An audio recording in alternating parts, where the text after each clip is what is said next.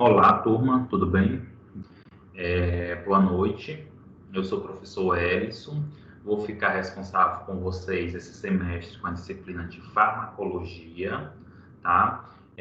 A nossa aula zero, assim como o primeiro conteúdo, ele já foi ministrado e já está disponível em forma de videoaula gravada com link do YouTube, sendo que esse link ele está disponível no AVA, tá? E esse primeiro conteúdo ele trata sobre o aspecto histórico da farmacologia e também sobre conceitos importantes na farmacologia, que é muito primordial que vocês assistam esse conteúdo, porque principalmente no que tange os conceitos, porque nesses conceitos, turma, nós estudamos, né, demonstrei a diferença de farmácia e drogaria, medicamento e remédio, os tipos de dose, dose mínima, máxima, letal, tóxica, o que seria psicofarmacologia, efeito placebo. Então é muito importante que vocês venham a assistir esse conteúdo, certo?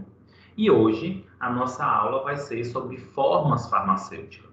Turma, quando nós pensamos em formas farmacêuticas, nós nos referimos ao aspecto físico, a maneira em que o medicamento ele é dado, ele é administrado para o paciente. O que acontece? Quando nós falamos em forma farmacêutica, é muito simples nós compreendermos que os medicamentos eles têm algumas formulações, alguns aspectos. Tem medicamento que é comprimido, que é pílula, cápsula, solução, elixir, tintura. De modo geral, esses aspectos físicos, né, teoricamente, é o que nós falamos aí que é a forma farmacêutica.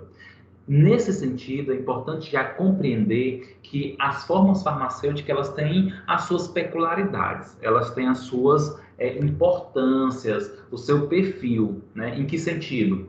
O medicamento, se ele deve ser administrado ou se ele é um comprimido, geralmente é para ser administrado por via oral.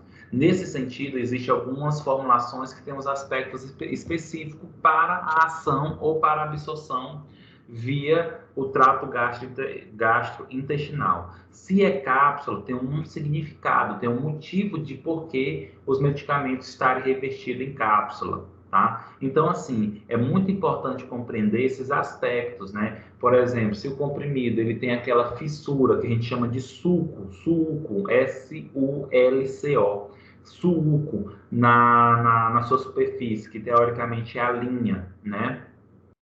Existe uma explicação, existe um fator. Aqueles que não têm, já não pode ser partível, por exemplo. Qual a diferença de comprimido? Qual a diferença de draja? Comprimido revestido é a mesma coisa que draja. Então, de modo geral, nós temos muitas situações a ser estudado em relação às formas farmacêuticas.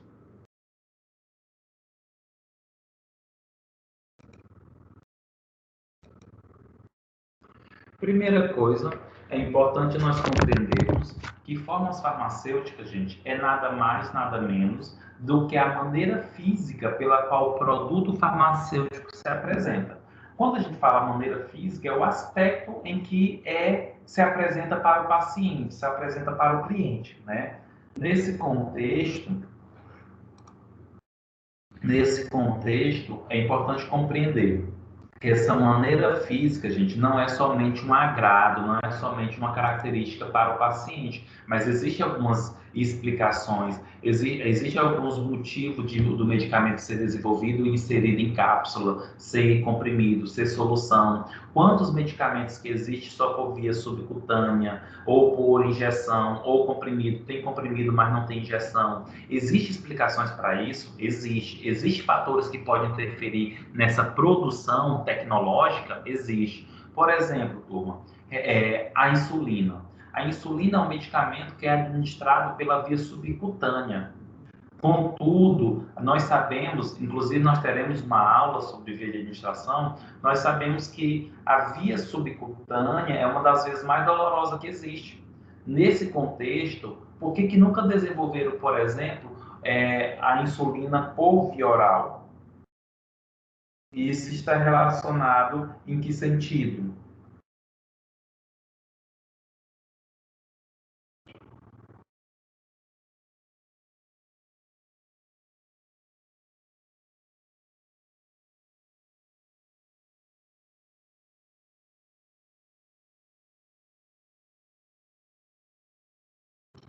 Em que sentido, gente? Olha só, por que que nunca desenvolveram um medicamento que possa ser, por exemplo, administrado insulina por via oral? Porque existem explicações para isso, existem fatores que influenciam. Por exemplo, a insulina é um fármaco, gente, proteico. E aí, quando é administrado, por exemplo, a insulina por via oral, basicamente essa insulina ela é praticamente toda degradada no estômago, se perde o perfil da substância. E aí ela não consegue ser absorvida, não vai ser absorvida na sua concentração ou dose mínima para iniciar efeito, para fazer o efeito, e aí não tem como fazer o efeito, não tem como usar a insulina nesse contexto, tá? Mas já tem outros aspectos. Recentemente saiu aí a insulina por via respiratória, acredito eu que muitos aqui de vocês já ouviram falar, tá? Contudo, ainda não é de distribuição no setor público, no serviço de saúde pública, tá? E aí é bastante caro. Tá, mas como é que esses medicamentos, como é que essas fórmulas farmacêuticas, elas são produzidas, elas são elaboradas? Isso vai depender do quê? Vai depender da forma farmacêutica e também do princípio ativo.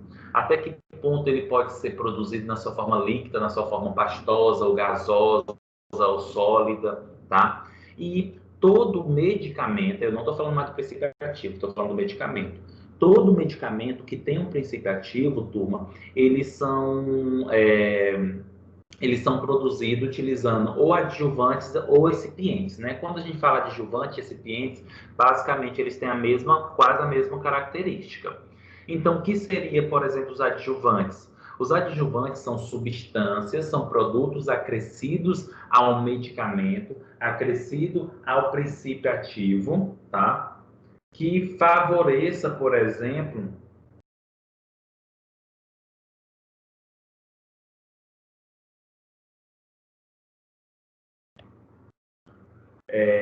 ou por exemplo, eles são acrescidos com o intuito de quê?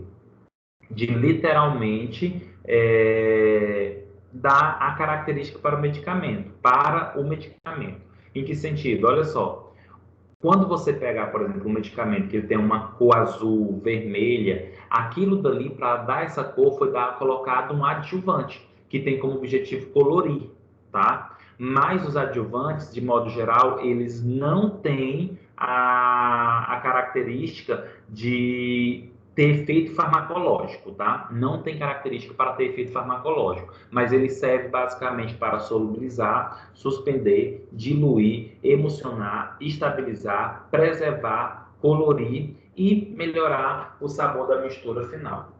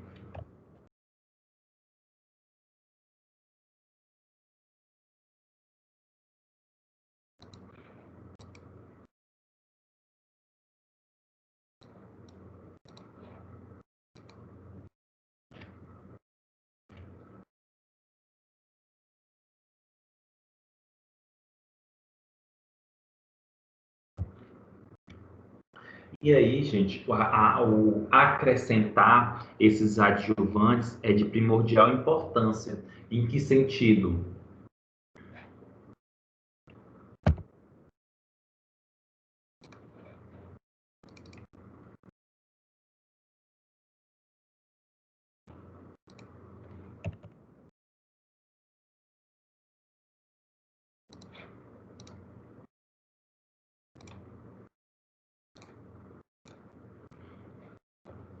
É de primordial importância, porque algumas características dos medicamentos, elas são essenciais, assim, para alguns aspectos. Por exemplo, a própria cor, o sabor dos medicamentos, eles são associados à fidelização, né?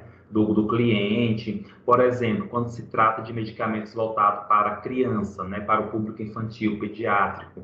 Observa que esses que têm sabor, tutti-frutti, laranja, eles são muito mais aceitável, muito mais dispensado, prescrito ou, como pode dizer, procurado pelas famílias, porque a criança vai sentir aquele gosto e vai se sentir mais agradável, vai ter uma fácil ingestão, uma fácil aceitabilidade, tá? Como também, gente, o medicamento, eles têm prazo de validade. E muitas vezes essa prazo de validade só acontece porque são acrescidas esses medicamentos, substâncias adjuvantes que visam preservar, né? Que são basicamente os conservantes, de modo geral.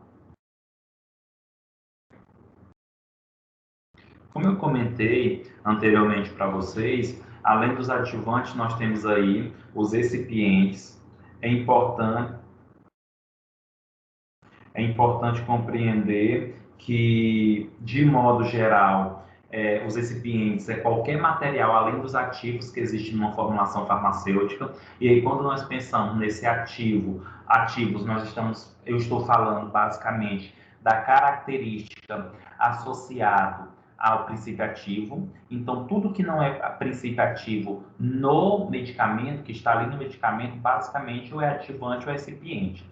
Para vocês compreenderem o que seria esse adjuvante ou recipiente, vocês podem, por exemplo, gente, pegar a bula de um medicamento e vocês vão observar lá o princípio ativo, né? E tem a quantidade do princípio ativo por miligrama, por comprimido, por exemplo.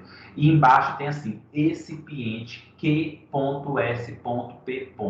Quantidade suficiente para preparo. E aí logo embaixo vem descrevendo, né? Amido, celulose, propileno glicol, tem vários tipos de recipientes presentes ali naquele medicamento.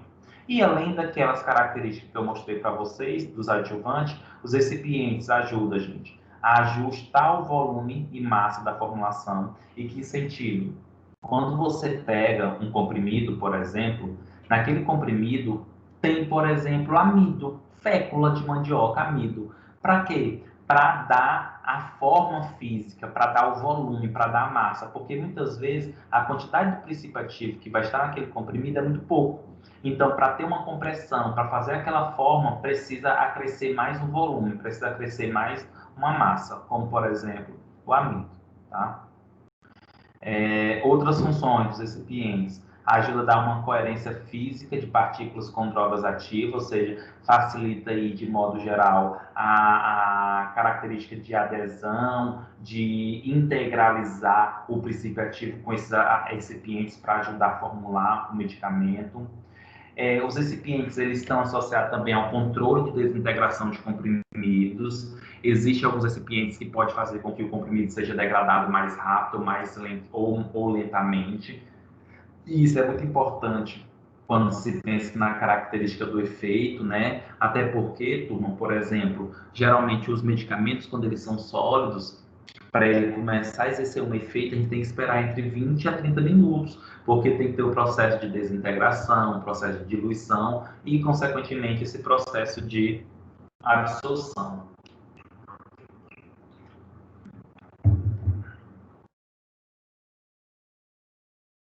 Os recipientes, gente, eles servem aí como camada protetora, tá? Quando nós pensamos nessa camada protetora, nós podemos aí dizer que alguns comprimidos eles são gastro-resistentes porque ele tem uma camada protetora, é o que nós chamamos aí de drágia, tá? Em que sentido? Um exemplo, a Neosaldina.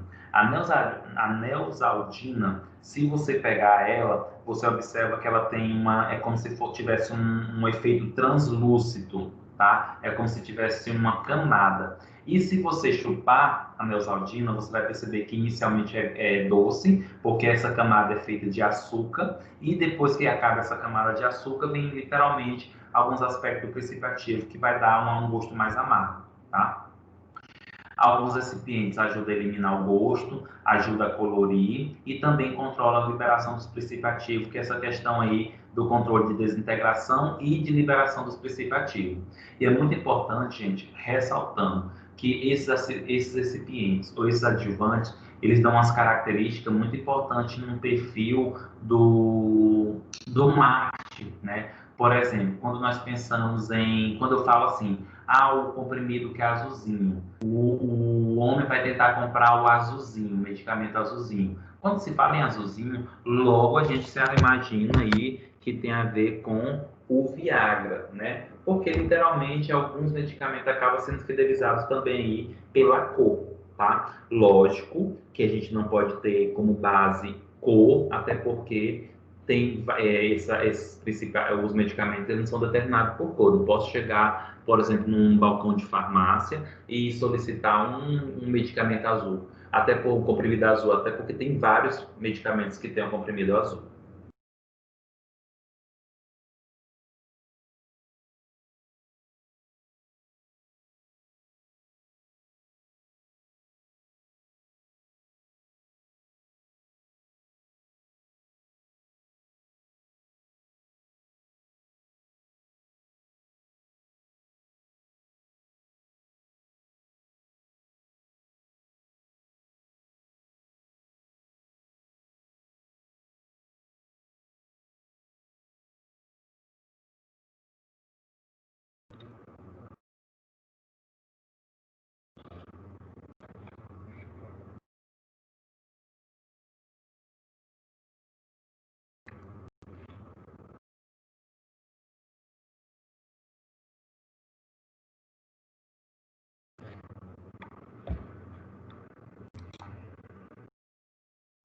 E pensando nessas formas farmacêuticas, turma, o que é que acontece? De modo geral, as formas farmacêuticas elas são classificadas aí de acordo com seu estado físico, tá? Então elas podem ser líquidas, tá? E já que eu vou falar um pouco dessas formas líquidas, elas podem ser semissólidas e elas podem ser também sólidas, tá? E isso vai depender da característica aí dessa questão da característica física. Então, dentre as formas farmacêuticas que têm um perfil físico líquido, nós temos, por exemplo, soluções, né? A solução, gente, é uma mistura homogênea de líquidos e sólidos. O importante é que esses líquidos, o importante é que independente de ser líquido e líquido, ou líquido e sólido, no final ocorra literalmente uma mistura homogênea, que literalmente esses solventes, esses produtos, eles consigam diluir completamente para se tornar uma solução homogênea.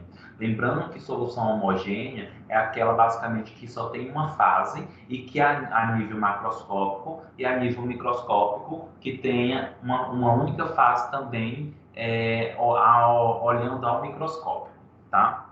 Aí eu trouxe para vocês um exemplo de solução, que é a solução de cloreto de sódio 0,9%, soro fisiológico, né, que é utilizado aí, por exemplo, para diluir medicamento, para ingestão, para administração, via injetável. É muito importante também compreender que quando nós falamos em formas farmacêuticas, o perfil da característica, olha só, o perfil que envolve o efeito das formas em si está associado também às vias de administração, tá? Nós temos uma das formas farmacêuticas bastante conhecido pela gente, muito usado, que é o xarope, tá? O xarope, gente, de modo geral, ele tem um perfil de ser uma solução, né? Uma solução que contém uma grande parte formada por açúcar, tá? Por exemplo, 2/3 do xarope basicamente é formado por açúcar. E aí eu trago um exemplo para vocês do iodeto de potássio xarope, que é um expectorante, tá? Só que em relação ao iodeto de potássio, que é um expectorante, gente, é importante nós compreendermos não só em relação ao iodeto, mas qualquer xarope, principalmente se ele for à base de açúcar, glicose propriamente dito. Muito cuidado com a conservação, o local onde vai ser armazenado, sobre o vencimento, tá? Por quê? Gente, por ter uma grande quantidade de açúcar, o xarope ele tem uma capacidade muito grande de favorecer a proliferação de micro-organismos, tá? E também de sedimentar esse açúcar. E uma vez que você, por exemplo, encontrar um frasco de xarope, tá em cima da geladeira, que embaixo já está bem turvo, você consegue observar que sedimentou. Cuidado, não é mais para usar, porque pode ocorrer a perda do princípio ativo já, ou então a qualidade. Não é porque vai agitar que vai estar com qualidade de novo, né? Outra coisa, observa que dependendo da maneira com que você armazena, quando você pega, por exemplo, o xarope, que ele passou muito tempo em cima da geladeira, que é errado, quando você vai abrir, geralmente a tampa faz um crack, né? Crack, por quê? Ocorreu a cristalização de açúcar, né, de glicose ali. Então, muito cuidado, sempre observar aí essa questão do xarope. Gente, de modo geral, eu vou falar isso também lá na frente, mas de modo geral, as formas farmacêuticas líquidas, elas são mais fáceis de ser vencidas, tem que tomar um pouco mais de cuidado, né, em questão de qualidade, de armazenamento e por causa do vencimento mesmo. Porque como elas são líquidas e tem consequentemente água, né, existe uma probabilidade de desenvolvimento microbiano bem maior a cada atividade de água.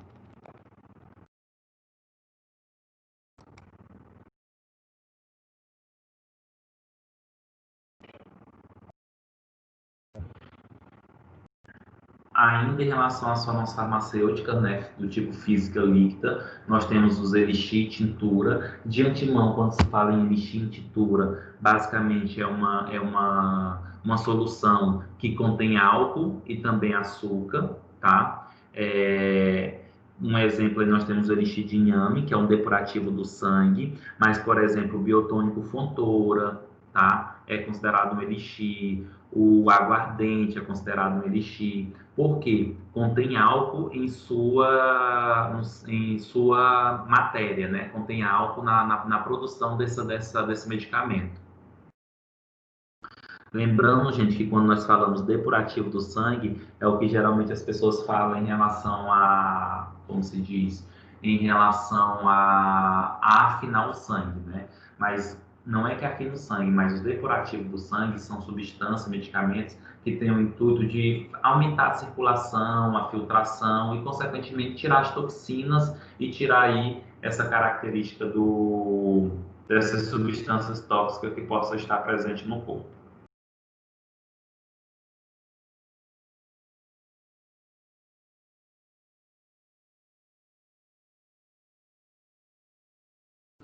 E uma outra forma farmacêutica líquida que nós temos, gente, é a suspensão, tá? A suspensão já não é uma mistura não homogênea, tá? Ou seja, ela é uma mistura heterogênea de substância sólida e um líquido, geralmente ficando a parte sólida suspensa no líquido.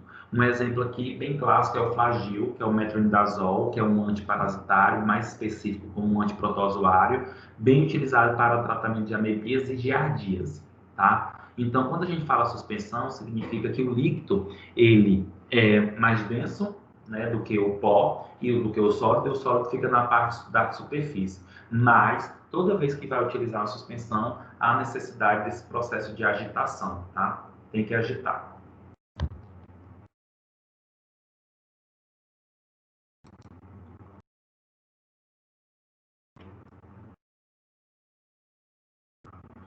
Ainda dentro das formas físicas líquidas, nós temos a emulsão. Aí, sem dúvida, um dos exemplos de emulsão bem mais conhecido, acredito eu, que vocês ainda puderam participar ou tomar, né? Essa emulsão é a emulsão Scott, tá? E aí, gente, emulsão, pelo próprio nome, já nos remete ao quê? A óleo, a gordura, né? Então, emulsão é a preparação feita com dois líquidos immiscíveis, como, por exemplo, óleo e água. Gente, o emulsão Scott é a base aí de bacalhau, né, de óleo de peixe, de bacalhau, e ele é rico, por exemplo, em ômega 3. Né? Quando se fala em emulsão Scott, geralmente a emulsão Scott ele anda de mão dadas com biotônico fontoura, né? Biotônico fontoura rico aí em ferro, aumenta o apetite e tem outras vitaminas, e a emulsão Scott acaba também complementando esse processo.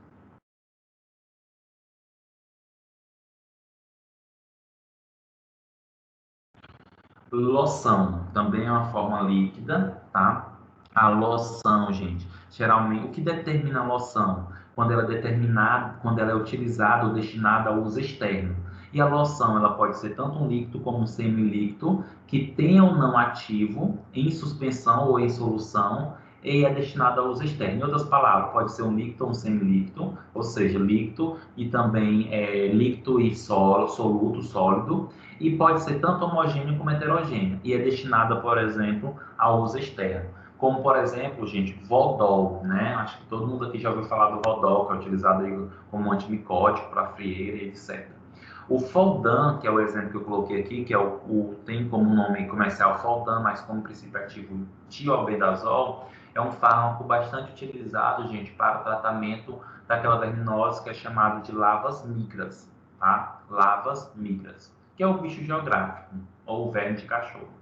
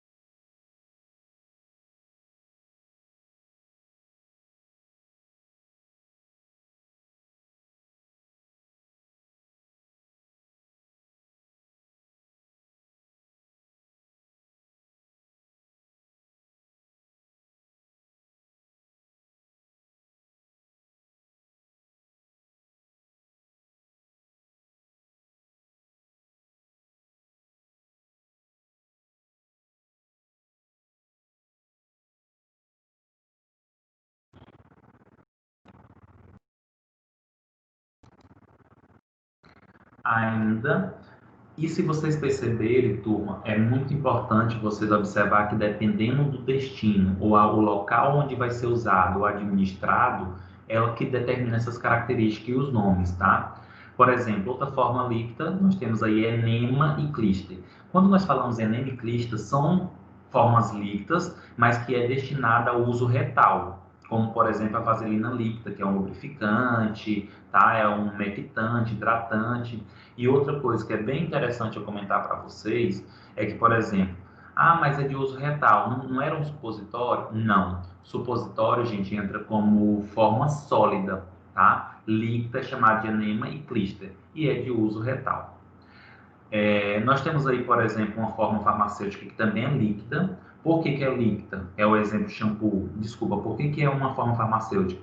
Porque o shampoo, gente, que é destinado, a forma líquida destinada para o couro cabeludo, ele pode ser adicionado princípio ativo ou não. É tanto que nós temos aí algum shampoo de cetoconazol, que é usado para quando o paciente tem caspa, tá? Então, shampoo, e é escrito com X mesmo, tá? Porque nós estamos falando do Brasil, shampoo com SH é americanizado, né?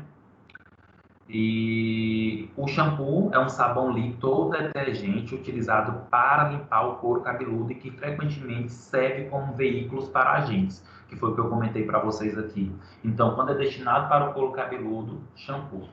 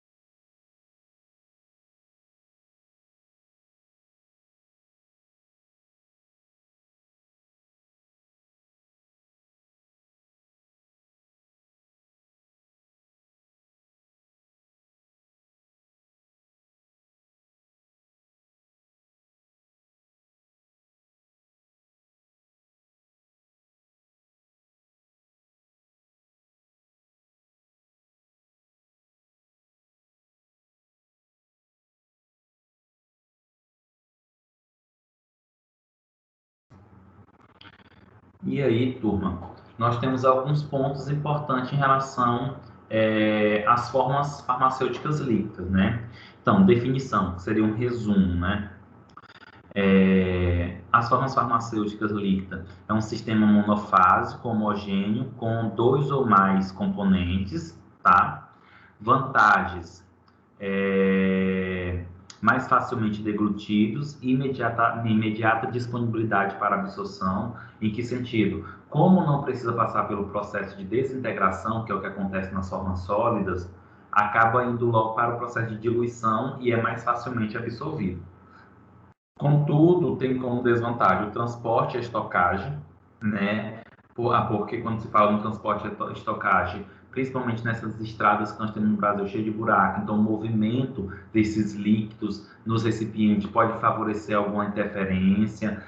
Para armazenar tem que ter mais critério, tá? Consequentemente, tem menor estabilidade e menor imprecisão da dose.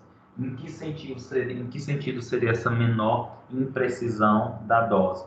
Porque, gente, quando é uma forma farmacêutica líquida, que você, por exemplo, pede para dar uma colher de chá desse xarope, você consegue colocar a quantidade correta, mesmo quando tem um coletor, dosador, você ainda não consegue colocar a quantidade adequada. Ou você sempre coloca menos ou mais, tá? E aí, pensando nessa característica da ação farmacêutica para alguns aspectos, né?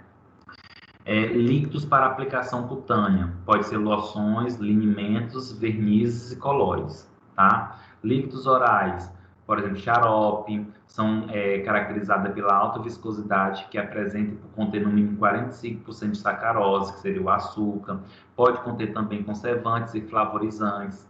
Elixires são líquidos límpidos, hidroalcoólicos, com teor alcoólico na faixa de 20 a 50%. Melitos, preparações líquidas que apresentam consistência xaroposa devido à grande quantidade de mel dissolvido num veículo aquoso que contém, né? Que seria basicamente um tipo de xarope, mas como é a base de mel, é chamado melitos. Produtos retais são soluções aquosas ou oleosas para administração retal destinada à limpeza, diagnóstico ou tratamento. Produtos intermediários, nós temos aí espíritos, que são alcoólicas ou hidroalcoólicas, contendo princípios aromáticos, e nós temos águas aromáticas, são soluções oleosas ou outras substâncias aromáticas em água. Produtos parentais, nós temos as soluções estéril para injeção ou infusão no corpo, lembrando que tudo que teoricamente é para ser administrado, principalmente se for na veia intravenosa, na veia, pela via intravenosa, precisa ser estéril, tá? Soluções para irrigações, nós temos aí soluções aquosas, estéreis, de grande volume utilizado para limpeza de ferimento e cavidades corporais, que deve ser isotônica, né? Nem teoricamente é hiportônica e nem hipertônica. Colutórios ou colutores, destinadas a serem depostas na mucosa bucal ou orofaringe, empregadas em antisséptico, analgésico ou astringentes. Preparações oftálmicas de pequeno volume destinada a aplicações no globo ocular, pálpebras, conjuntiva e córnea. Deve ser estéreis, isotônicos e isohídrico. Uso aplicado em anti-inflamatórios, antibióticos, antivirais e anestésicos locais.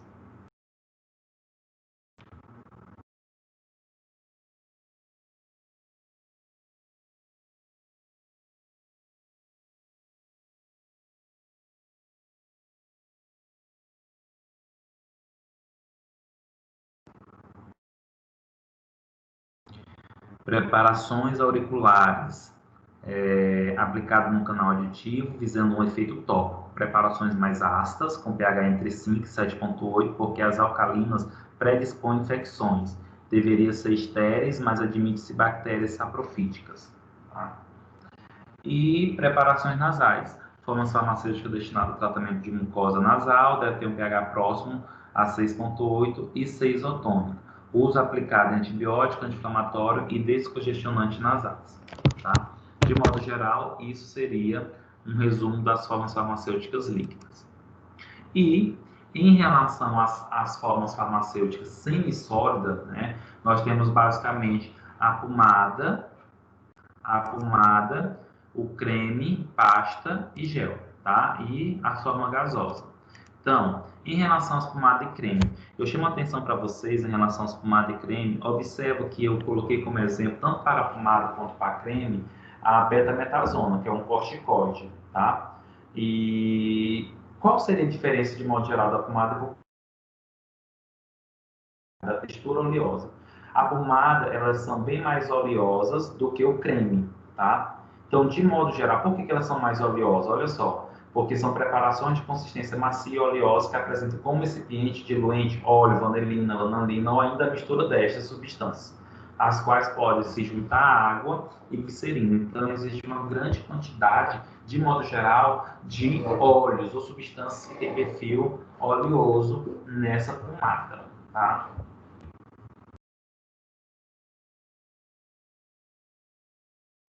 Já o creme, eles são formas semissólidas, formadas por duas fases de espécie, de óleo e água, mas ainda é menos, tá?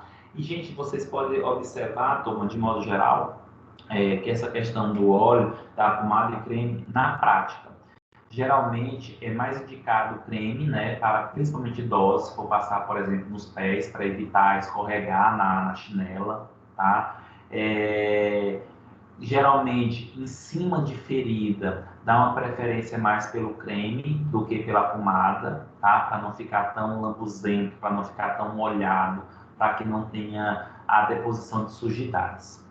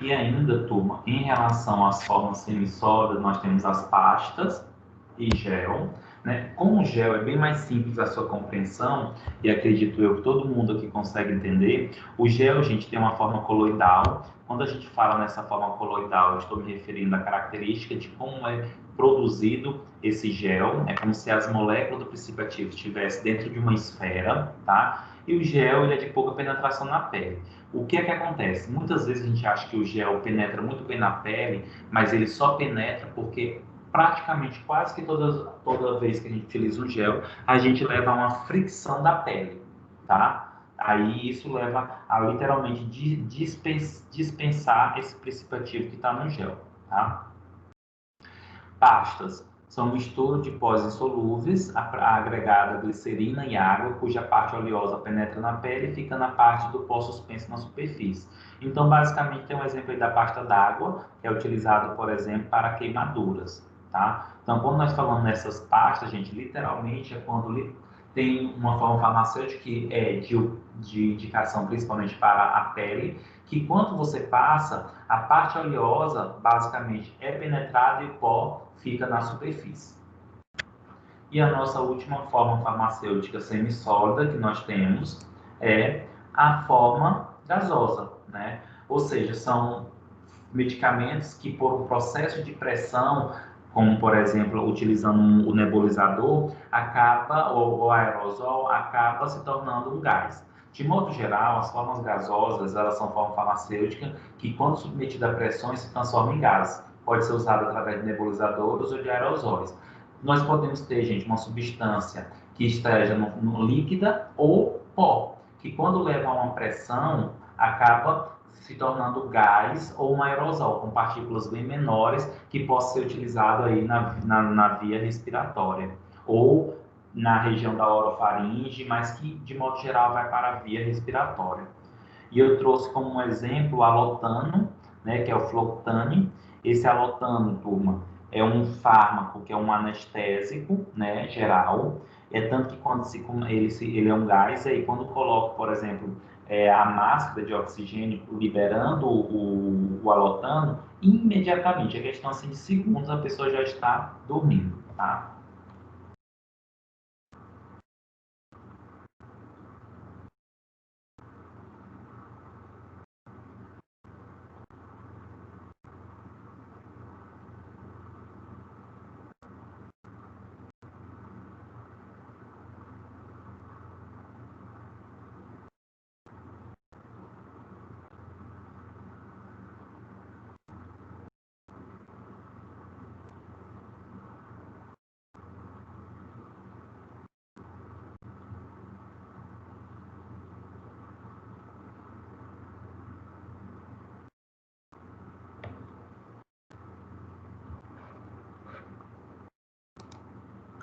E para nós finalizarmos a aula a aula de forma farmacêutica, nós temos as formas sólidas, né?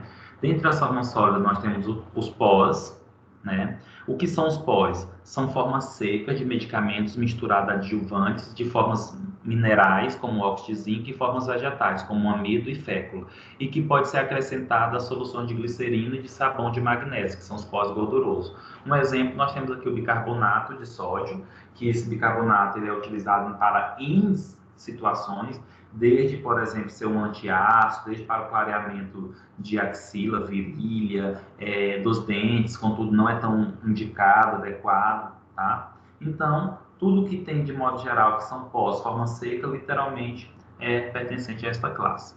Nós temos os granulados, que são formas secas em grão ou grânulos instável meio aquoso, ou seja, que se dissolvem basicamente no meio aquoso e já não são tão pequenos, né? São grânulos. Exemplo, nós temos aí a acetilcisteína, que é o fluimicil. O fluimicil, a acetilcisteína, é um expectorante, tá? E ela tem uma outra aplicação, gente, que é como um antídoto para a intoxicação ocasionada pelo paracetamol. Porque o paracetamol, no processo de metabolização, ele produz um radical livre, o NAC. E aí, isso leva a uma hepatotoxicidade, uma lesão hepática. Quando se utiliza a acetilcisteína, ela consegue retirar, ligar-se a esse radical livre para ser eliminado pelo sistema urinário.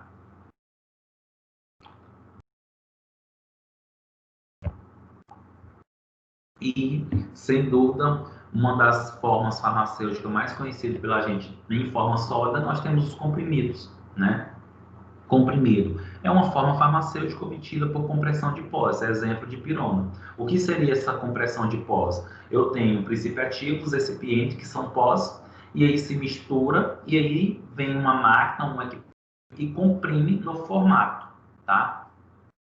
E nós temos, por exemplo, aí, gente, os comprimidos, eles também, em alguns momentos, dependendo da situação, eles podem ser chamados de pílula, tá?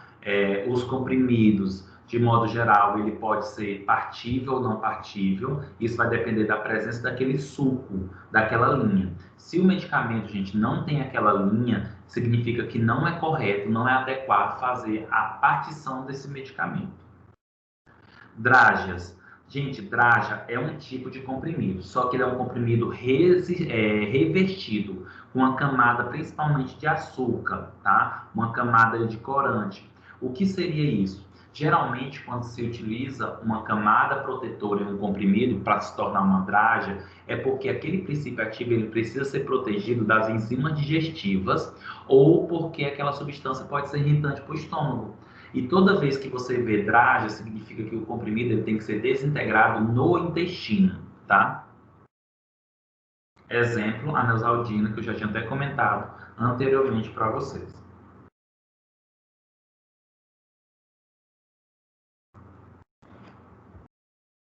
E, gente, draga jamais deve ser partida, viu? Porque senão vai perder essa característica de proteção no estômago. Uma outra forma farmacêutica aí, que é bastante conhecida pela gente, são as cápsulas. Lembrando que existem vários tipos de cápsula, tá? Gelatinosa,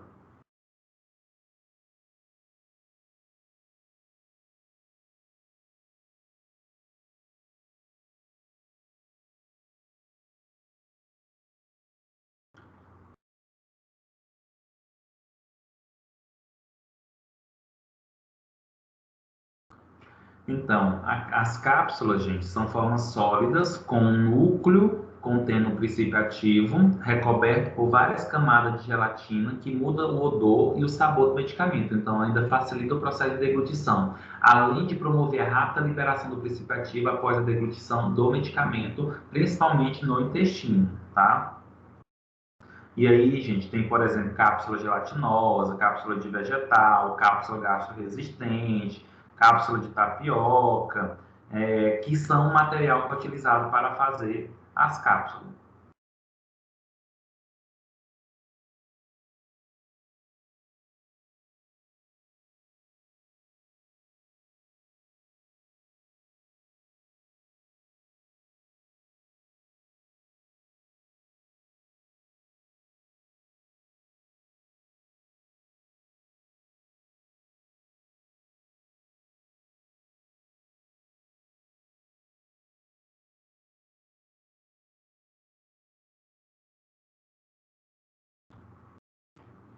E, por último, como forma farmacêutica, nós temos aqui as formas sólidas, né, que são os supositórios e os óvulos. De modo geral, gente, o supositório ele é destinado à região retal, anal, e os óvulos é destinado à região vaginal. Ambos são sólidos, mas em temperatura corporal se tornam líquidos, tá? São formulações que em temperatura ambiente são sólidas, como eu comentei, e que na temperatura do corpo tem forma líquida. Os primeiros têm uso retal e os segundos têm uso vaginal, tá? Aí eu dou um exemplo aqui de supositório de idometanzina, que é o idocid, que é um anti-inflamatório, e o policresoleno na recipiente, que é a brocresil, que aí seria o óvulo, basicamente. Eles têm efeito mais de levar uma regulação do pH vaginal, tá? Turma, assim nós vamos encerrar nosso conteúdo de formas farmacêuticas. Fico à disposição para qualquer dúvida, qualquer comentário, pode entrar em contato comigo. E espero todos vocês na nossa próxima aula, que é sexta-feira, tá? Vamos trabalhar via de administração.